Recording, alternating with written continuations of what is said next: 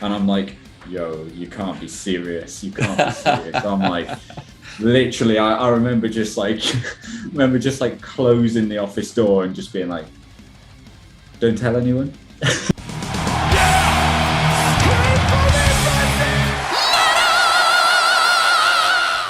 Hey everyone, welcome to the channel. I'm Belgian Jasper. If this is your first time in the channel, hit subscribe right now. 2022 is off to a phenomenal start for heavy metal, and a new album that is really cool is Erebos, the new album by VENOM PRISON. I sat down with Ash from the band to talk about a bunch of stuff, and we also talked about the album.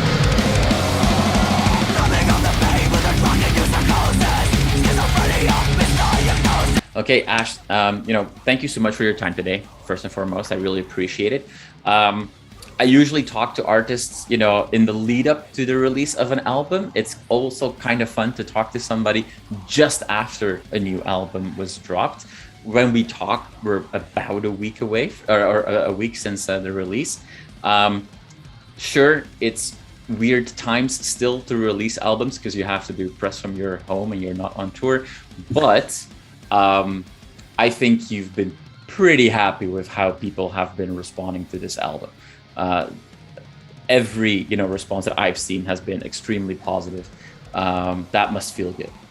Yeah, honestly, I had a gut feeling. I had a good feeling that it was our good album. Or I say good album, I'm not discrediting anything in the past, but right.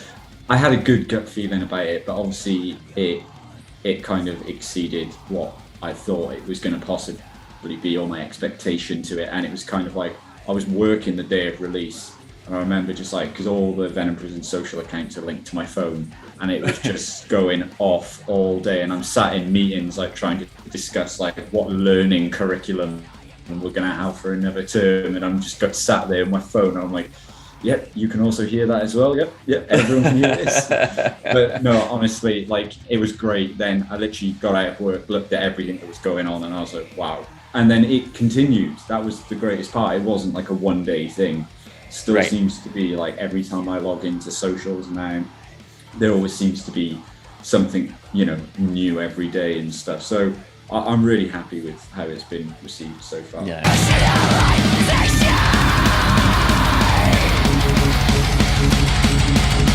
How weird is that, being at work, doing meetings, and all of a sudden, like, this other reality is happening as well at the same time. And that must be such a weird experience for you as an artist.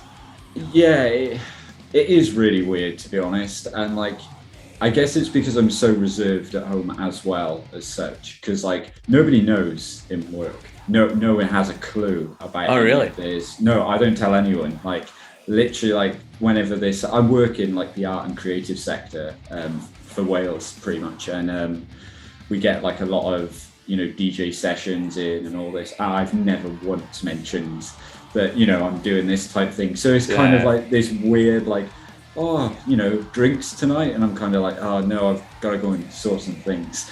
And it's, do you know what I mean? It's like, for ages I'm just like things. So it's like so weird when I'm like sat there and my phone's going wild, and like someone's talking to me about something completely different. I'm sat there thinking that they don't have a clue what I'm thinking about right now, or having like a remote idea. So like, it's weird. It's really weird. Like, but that must happen sometimes, that somebody finds out or learns about it. And what walk me through how that initial reaction then goes. So I got a good story here, because like this wasn't that long ago. So I originally come from an audio background, working sound for events or conference or anything like that. But when lockdown came in, all that work stopped.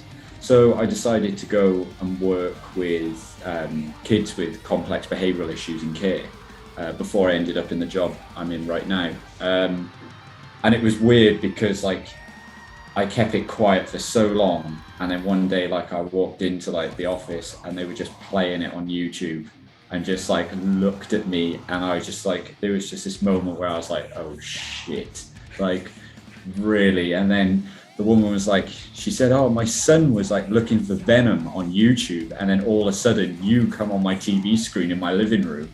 And I'm like, yo, you can't be serious. You can't be serious. I'm like, literally, I remember just like, closing the office door and just being like, don't tell anyone. Choose your side. I don't know what it is. Like, I guess it's because like, I never mind talking about like, the band or Venom Prison or whatever it is, but as long as it's in like the right context, right? And I know that the person that I'm actually speaking to is kind of like, oh, right, yes, I know. And I'm not saying that, somebody who is unaware of it, I wouldn't shut them out type thing. Right. But it's when that initial question starts coming in, it's like, oh, you guys like Slipknot? And I'm like, that's the first tick. There we go. And it's just like, oh, have you been on the radio before? I was like, there's the next tick. It's like, oh, have you played the pub down the road? I'm like, it's just like, I'm going to come across as a dick because I'm going to just go, no, we don't play the pub down the road. It's like, we did, but I can't be asked to kind of explain that story. And it's just it's just that like naive nod where it's just kind of like, they're kind of like, I get what you mean. And I'm just like, I can't wait till they leave work and they just go like, oh, you want to go and check out Ash's band? The kid I work with. I'm like, yeah.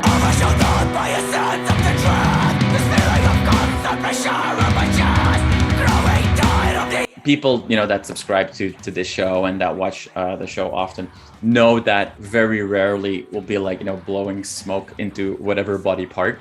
But this is an awesome album. Like, it is really strong and I'm super excited about it for a number of reasons. Maybe even to get that out of the way, the work that Eliran has done for the artwork. Now I'm gonna say he's the king of metal artwork right now. Like, there are few that can get to his level, but this one is extremely well done. And just the sentiment coming out of the people on the album, it's just, it's put you, it definitely doesn't put you at ease, and it so properly captures, a lot of the topics that you guys deal with. How did that happen? Like, did you guys, did you have, Eliran is obviously an artist, there's no doubt about it. But how much coaching did you have to give him on like, hey, this is the direction we want to go?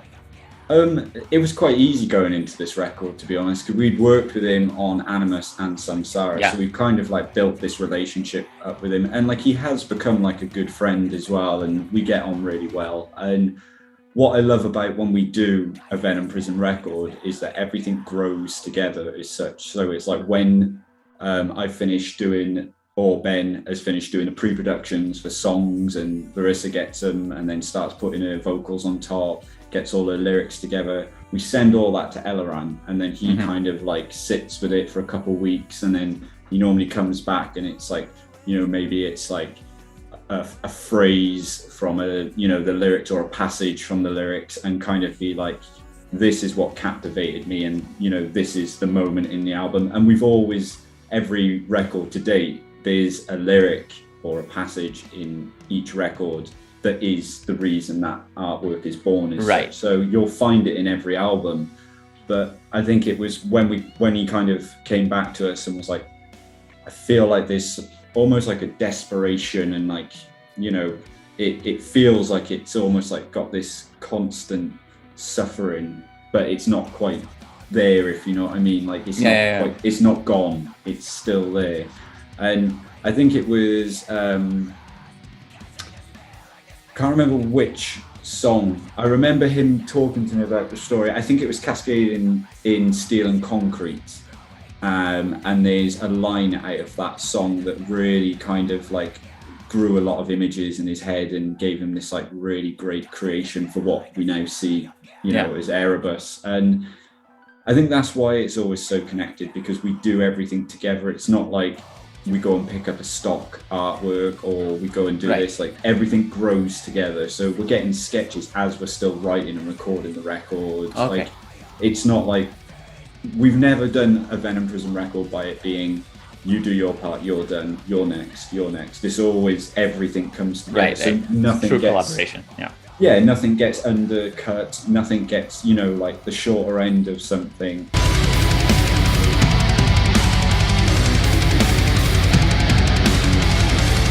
It's the same with Erebos.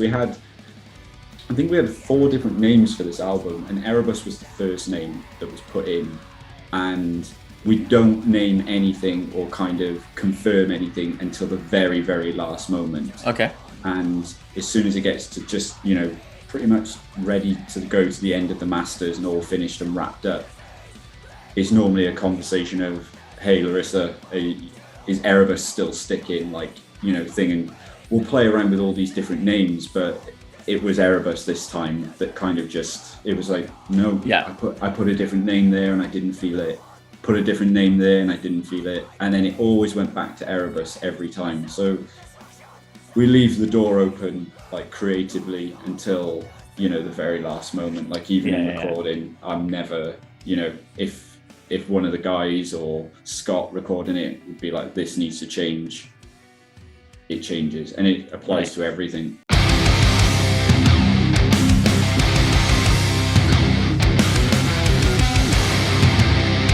Long time ago when I was in high school, I studied ancient Latin and Greek. So I know what you're talking about when you call a record Erebos. For people that are watching this that have no clue whatsoever, Erebos is a primal deity from the classic antiquity time of the Greeks, representing darkness, if you will, the father of death in a very literal sense. Definitely metal as can be. The cool thing about the, ancient Greek mythology is how well those stories can be, molded or massaged together with what we see in society today. And we see that happen in your songs, that most of the songs, sometimes more on the nose than others. Sometimes you use more metaphors than other songs, but most of them are, critiques of the current social political environment, but you use those ancient Greek metaphors to kind of make those come to life, and sometimes they give a little bit of a room for interpretation. But is that exactly where you were going with that's exactly spot on. It's always like researching into these things and kind of reading about them. It is so incredible. Well, it's not incredible as such, but interesting how these stories are still like, those personalities. It's not something that you can't exactly go, oh, I haven't seen that trait in someone, now as such. And it leads to a lot of things. It is because it goes hand in hand with us using, modern day issues, depending on what angle we're approaching it from. But it's also given it that, aesthetic and kind of just getting rid of the transparency a little bit, kind of giving it a creative flair, giving it an image. And it's what that Venom Prison aesthetic is. It needs all of these things. Like, if every song was so transparent and it was word for word, you wouldn't see this imagery and this Erebos and this artwork. And I think whenever I explain it to people, I kind of always express my feelings to like how important that is. Like, an aesthetic to something, like sound, visual, it's hand in hand. Like, you need to sometimes hear what you see. And I know, like, you shouldn't look at a record cover and go, oh yeah, I know this is going to be awful or this is going to be great. Right. But if you look at Erebos and go, wonder what that sounds like, it's not going to be, Ronan Keating or something, you know what I mean? Yeah, exactly. And then once you've listened to it and then you go and look at it again, you go, that makes sense.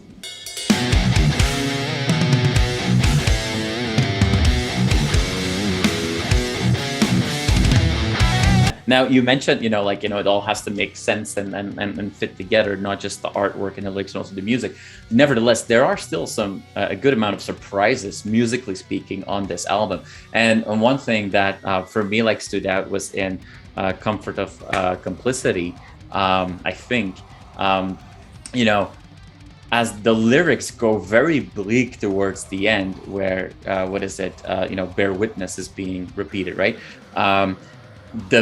The music actually becomes extremely uplifting, I find, and very melodic, maybe the most melodic on the entire album, which is like this when I was listening to it, I was like, this is such a weird juxtaposition where I really don't know where to go, because like the music makes me feel like, oh, like, yeah, like, you know, old school melodic death metal vibes and some wabam influences, but then at the same time, like if I'm actually listening to what's being said, I'm like, ooh, this is like, is that intentional that you like play with these, like, okay, let's give some curveballs?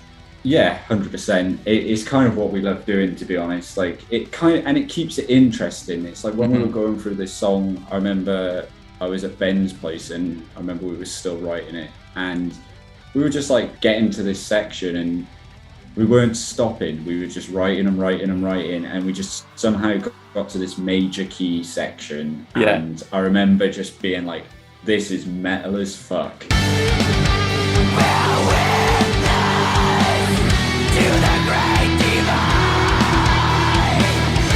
I think what really shows in Erebos is maybe like, obviously because the sound of the record and the lyrics may not perceive it, but writing it was so fun because there were no boundaries. Like, okay, everyone, the only thing we said when we started writing was, hey, we're gonna have to start writing songs. And I mean, that's a big word to throw in the Venom Prison camp. Like, we're used to just an assault of riffs for 4 minutes. Yeah. If it doesn't leave you, like, you know, your ears hanging off your face, you know, by the end of it, then we're like, well, that one's scrapped. When it was kind of like, let's start writing songs, it got interesting because I was like, ooh, that's a challenge. How do you keep Venom Prison whilst giving it a formula of a structure? And that's why it got so fun, because we were just kind of in those bits where, you know, we would come to that major key section and I'd be like, this is our bridge, Ben, like this is our moment, and then we'll go back to that, you know, outro. And it was fun because we could just toy around with our way of writing, with just using a structure, which then, you know, it did allow more room to be like, oh, we need, instead, like, we wouldn't really say solo much. We would use like melody more than solo. Like, especially Pain of Oases, it was like, it doesn't need a solo, it needs a melody, like a theme that can build something. And we started thinking a lot more like that in, you know, a lot of the songs, and things started evolving when, you know, we got really interested in playing with synths and electronics. And right, I think we just, not, obviously we cared like how it was going to come out, but we were just having so much fun with it. We were like, this is very natural. We're not doing anything to go out of our way. This is just something that has developed over time as we've been writing.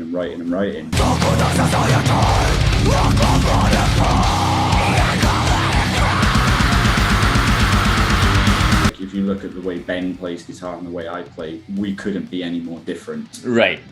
But I think that's kind of where all these elements are really what is creating that Venom Prison sound that nobody can quite put their finger on, and everyone will go, so what genre are you? And I'm like, we literally said we were going to start a metal band. Like, I don't know. And then they'll give me like all these subgenres, and I'm like, it doesn't matter, because every time you listen to a song, you're going to go, oh, that's thrash metal, that's black metal, that's death metal, oh, that's prog. And I'm like, I ain't thinking any of this. I'm just thinking, for sure. You know, how is a song made a good song?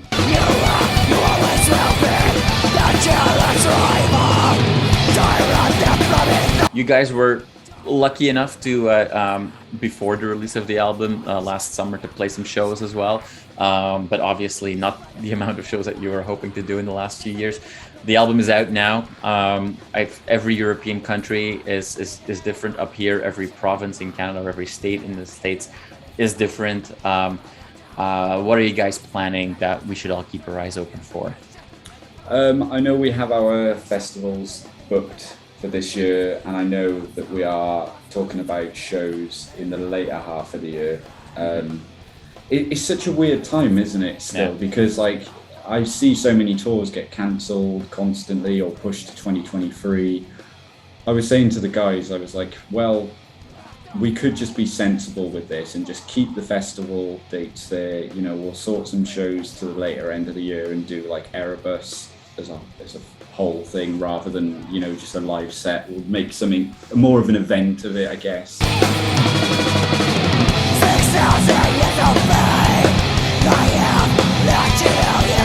We'd like to stay creative. We left the studio and we were already talking about ideas as we left the studio, and I could tell everyone was still itching. It's like since we've got home from the studio, I've been writing, Ben's been writing, our bassist has been writing, like everyone, like Larissa's been like coming up with like ideas and themes, and I just think no one wants to stop writing at the moment. Yeah. And we've been so used to, since the band has started, it would be you know, write, tour, record, repeat over and over again.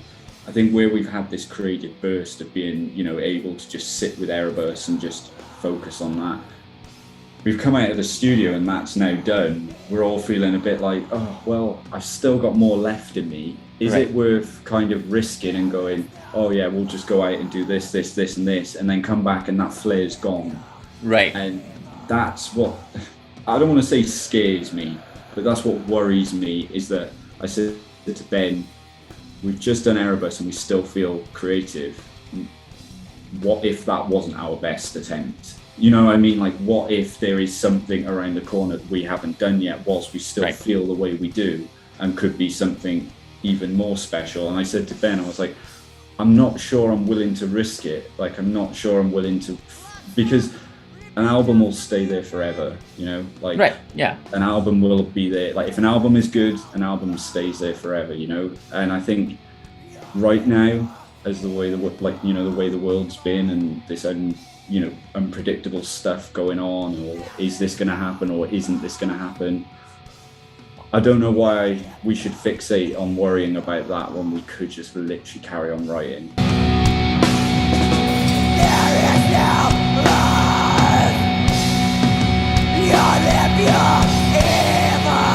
So what I take from this is that, you know, Ash, either for some really cool shows that will be announced, or for just a follow-up EP, or maybe even a new album, I'll get to talk to you much sooner than I thought again next time. I wish you, you know, the best for the continued launch cycle, because this is gonna take still some time, and I really hope to see you guys on the stage on the festival this summer.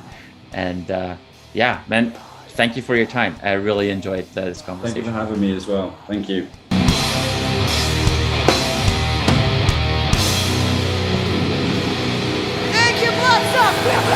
You are awesome for watching this video. Click right here to see more content like it and subscribe to the channel.